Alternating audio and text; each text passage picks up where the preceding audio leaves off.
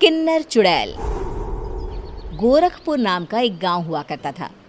उस गांव में ज्यादा लोग नहीं रहते थे। उस गांव में एक गर्भवती विधवा औरत रहती थी। उस औरत का नाम कमला था। कमला अपने घर में अकेली रहती थी। उसके पति की सारी जायदाद उसके नाम हो गई थी, पर सभी गांव वाले उस औरत को मनहूस औरत समझा करते थे और सभी उससे नफरत किया करते थे। एक बार कमला राशन की दुकान पर खाने का सामान खरीदने जाती है। भैया जी, जरा 1 किलो दाल चावल देना। अरे हाय हाय हाय हाय हाय हाय! अरे मनहूस औरत, मेरी दुकान में अपशुगन करवाने आ गई क्या? हैं? चल जा यहाँ से। मैं कुछ नहीं देने वाला हूँ तुझे। भाग भाग यहाँ से, चल जा, निकल। भैया जी, ऐसा मत कहिए। मैं गर्भवती हूँ, मुझे खाने की बहुत जरूरत है। मुझे खाना दे दीजिए। दुकानदार कमला को वहां से धक्के मारकर भगा देता है। तभी कमला रोते रोते उस गांव के किन्नरों के इलाके में आ जाती है। गांव वाले किन्नरों को उसी इलाके में रखा करते थे, क्योंकि वो लोग किन्नरों को पसंद नहीं करते थे और उनके इलाके में रहने से मना करते थे। तो किन्नरों ने उसी गांव में अपना एक इलाका बना लिया था। जब किन्नर लोग देखते हैं कि एक गर्भवती महिला रोते रोते उनके इलाके में आ गई है, तो सारे किन्नर कमला के पास जाकर उसका हाल पूछने लगते हैं। क्या हुआ बहन, तुम्हारी गर्भवती अवस्था में इतनी बुरी हालत कैसे? तुम रो क्यों रही हो?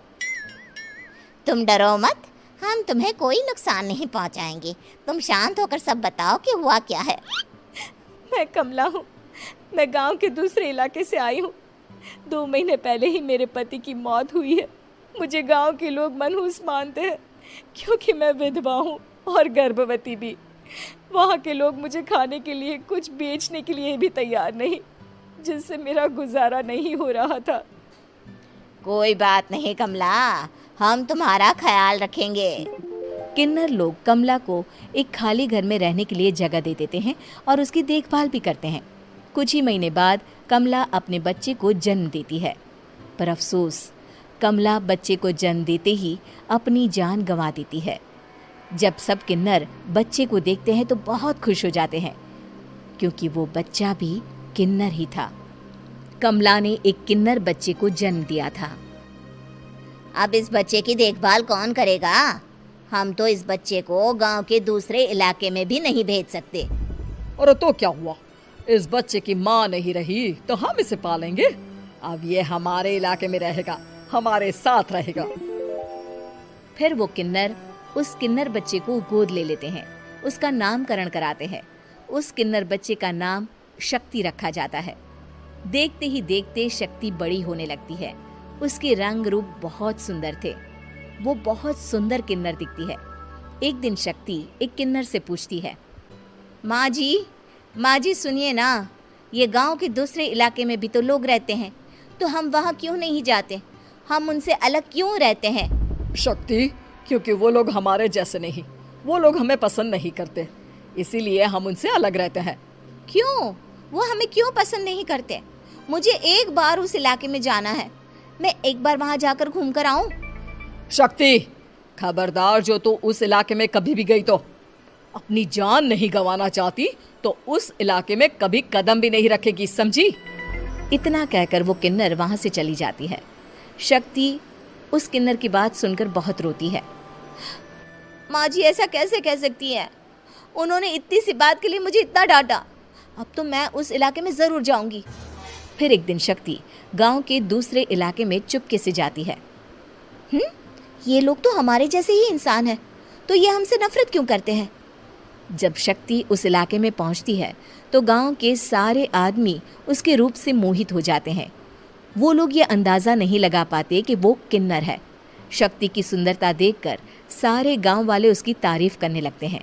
तभी गांव का चक्कर लगाने गांव के जमींदार का बेटा हर्ष वहां पहुंचता है। हर्ष भी दिखने में बहुत सुंदर होता है। जब हर्ष ने शक्ति को देखा तो वो भी उससे मोहित हो गया, और जब शक्ति की नज़र हर्ष पर पड़ी तो वो हर्ष को देखकर मोहित हो गई। आपको पहले कभी इस गांव में देखा नहीं। इस गांव में आप नए हैं क्या? जी नहीं, वो मैं बस। तभी शक्ति बोलते बोलते रुक जाती है और मन में सोचने लगती है, अगर मैंने इनको बता दिया कि मैं दूसरे इलाके से आई हूँ तो वो समझ जाएंगे कि मैं किन्नर हूँ, इसलिए मुझे इनसे झूठ ही बोलना पड़ेगा। शक्ति हर्ष को कहती है, जी हाँ, मैं इस गांव में नई आई हूँ, यहाँ अकेली रहती हूँ। वैसे आप कौन है? आप भी इसी गांव में रहते हैं? जी हाँ, मैं इस गांव के जमींदार का बेटा हूँ। आपको किसी भी चीज की जरूरत पड़े तो आप मुझे बता देना, मुझे अच्छा लगेगा। ऐसे ही शक्ति और हर्ष एक दूसरे से रोज मिलने लगते। वो दोनों अपने प्यार का इजहार करने एक दूसरे से मिलने जाते हैं। तभी शक्ति का पीछा करते करते एक किन्नर वहां आ जाती है। शक्ति, मैं तुमसे बहुत प्यार करता हूँ। मैं तुमसे शादी करना चाहता हूँ। क्या तुम मुझसे शादी करोगी? हाँ हर्ष, मैं तुमसे शादी करूंगी, पर मैं तुमको अपने बारे में एक सच्चाई बताना चाहती हूँ जो मैंने तुमसे छुपा कर रखी है। तभी उनके बीच में ही वो किन्नर आ जाती है। शक्ति, तेरी हिम्मत कैसे हुई ऐसा करने की? वो किन्नर शक्ति को खींचकर गांव के जमींदार के पास ले जाती है। हर्ष भी वहां शक्ति को बचाने के लिए पहुंच जाता है। जमींदार शक्ति और हर्ष के प्यार के बारे में सुनकर गुस्से में आ जाता है और शक्ति को गांव के बाहर निकालने की सजा देता है। शक्ति ये बात सहन नहीं कर पाती और कुएं में कूदकर अपनी जान दे देती है। जमींदार हर्ष की शादी गांव की एक लड़की से करवा देता है, पर हर्ष इस शादी से खुश नहीं होता। शक्ति अपना बदला लेने के लिए मरने के बाद किन्नर चुड़ैल बन जाती है। अब मैं इन गांव वालों को नहीं छोड़ूंगी, अब इनसे मैं अपने प्यार का बदला लूंगी। किन्नर चुड़ैल गांव वालों को परेशान करना शुरू कर देती है।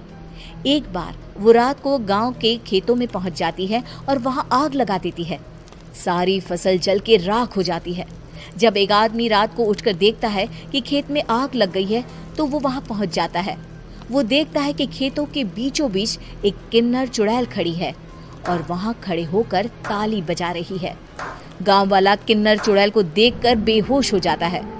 जब सुबह उस आदमी को होश आता है तो वो सीधा जमींदार के पास जाता है।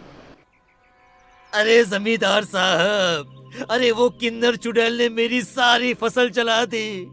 अब मैं क्या करूंगा? क्या होगा मेरा? जमींदार चुड़ैल किन्नर का नाम सुनते ही सब कुछ समझ जाता है। अब वो बहुत डर जाता है। उसी रात को जब जमींदार डर के मारे अपने कमरे में सो नहीं पाता, तभी वहां अचानक से किन्नर चुड़ैल आ जाती है। किन्नर चुड़ैल जोर जोर से जमींदार के आगे खड़ी होकर हंसने लगती है और ताली बजाने लगती है। जमींदार उस डरावनी किन्नर चुड़ैल को देखकर बहुत डर जाता है। तूने मेरे साथ बहुत बुरा किया, अब मैं तुझे जान से मार दूंगी। नहीं नहीं नहीं नहीं, नहीं। मुझे माफ कर दो, मुझे मत मारो। मैं कभी ऐसा दोबारा नहीं करूंगा। अब तुम जो बोलोगी वही मैं करूंगा। ठीक है, मैं चाहती हूँ कि किन्नर इलाका गांव के इलाके से जुड़े और गांव का कोई भी आदमी किन्नर समाज से द्वेष ना करे, उससे नफरत ना करे, नहीं तो मैं सारे गांव को मार दूंगी। और तुम गांव में एक नया कानून बनाओ कि अगर किसी ने भी किन्नर समाज को हानि पहुंचाने की कोशिश भी करी या इनसे भेदभाव करने की भी कोशिश करी तो उनको कड़ी से कड़ी सजा मिलेगी। हाँ हाँ हाँ हाँ, मैं ऐसा ही करूंगा।